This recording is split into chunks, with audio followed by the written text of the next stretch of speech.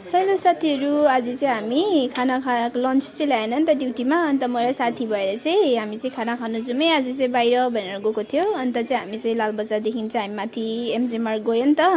अन्त त्यहाँ चाहिँ एउटा जग्गामा साह्रै मिठो खाना पाउँछ नि त, तपाईँहरूलाई पनि थाहा छ होला। अन्त मैले साथीलाई चाहिँ हिँड्न हिँड भनिदिएको थिएँ, त्यसले चाहिँ कहाँ भन्दै सोच्दै थियो नि त।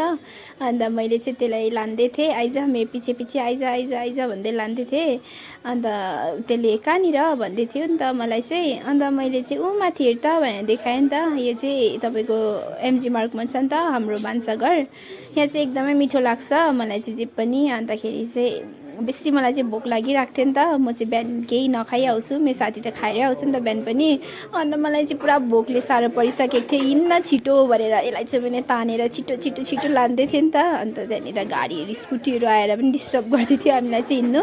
अन्त लोकेसन चाहिँ तपाईँको यहाँनिर यता टिबेट रोड जानेपट्टि, त्यहाँको मैले यहाँनिर हातहरू पनि धोएँ छिटो छिटो। आज चाहिँ मजाले हातले खान्छु भनेर त्यहाँको यहाँ हामी बसेँ एमजी मार्गमा। यसो हेरेको त मान्छेहरू आज चाहिँ एकदमै कम्ती देख्दै थियो। अन्त पानी पनि पर्ला जस्तो हुँदै थियो। अन्त हामी चाहिँ त्यहाँ बसेँ। अन्त म चाहिँ के खानु भयो होइन। अन्त जेसुकै होस् म खानै खान्छु भनेर चाहिँ मैले पनि खानै खाएँ।